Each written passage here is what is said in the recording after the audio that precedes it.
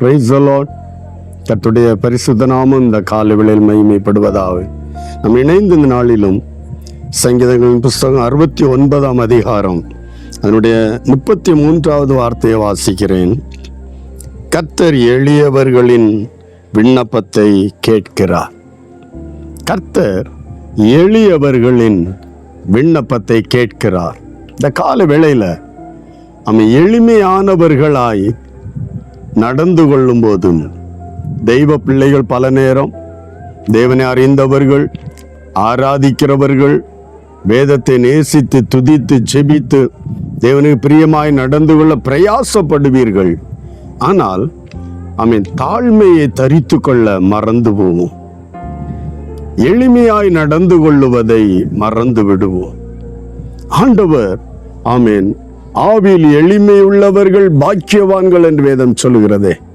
இந்த காலவேளையில் எளிமையுள்ளவர்களுடைய ஜெபம் தெய்வ சந்நிதியில் போய் எட்டுகிறது. Price God. அப்போ நம்முடைய எல்லா தெய்வ பக்தி இதெல்லாம் தேவை. இருந்தாலும் ஒரு தெய்வ பிள்ளை எளிமையாய் நடந்து கொள்ள வேண்டும்.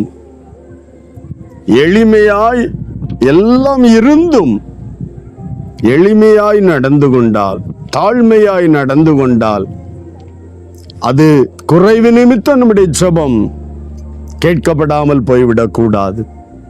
பக்தி உள்ளவர்கள் ஆண்டவருக்கு நன்றி சொல்லுகிறோம், துதிக்கிறோம், அப்பா ஆராதிக்கிறோம், தெய்வ சத்தத்தை கீழ்ப்படிந்து நடக்க பிரயாசப்படுகிறோம். எல்லாம் செய்தும் அந்த எளிமையற்றவர்களாயிருந்தால் ஜெபம் கேட்கப்படாமல் போய்விடக் கூடாதே.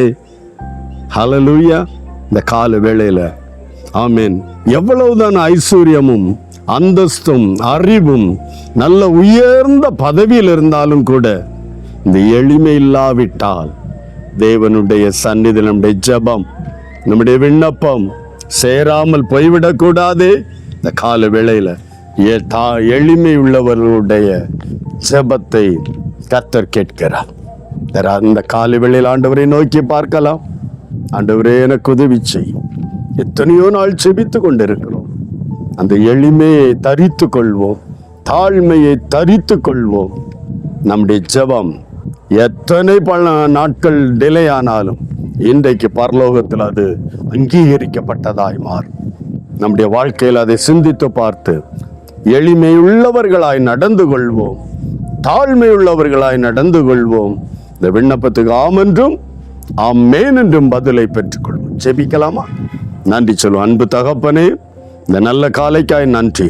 கிருபையுள்ள தேவன், இந்த நாளிலும் என்னோடு இணைந்து ஆண்டவரே இந்த வார்த்தையை கேட்டு என்னோடு இணைந்து ஜெபிக்கிற எல்லா தேவ பிள்ளைகளுடைய வாழ்க்கையிலும் ஆண்டவரே இத்தனை நாட்களும் காத்திருந்ததும் ஜெபித்ததும் விண்ணப்பம் பண்ணியதும் வீணாய் போய்விடாதபடிக்கு எளிமையுள்ளவர்களாய் தாழ்மையுள்ளவர்களாய் நடந்து கொள்ள பரிசுத்தர் எல்லா தெய்வ பிள்ளைகளுக்கும் உதவி செய்வீராக.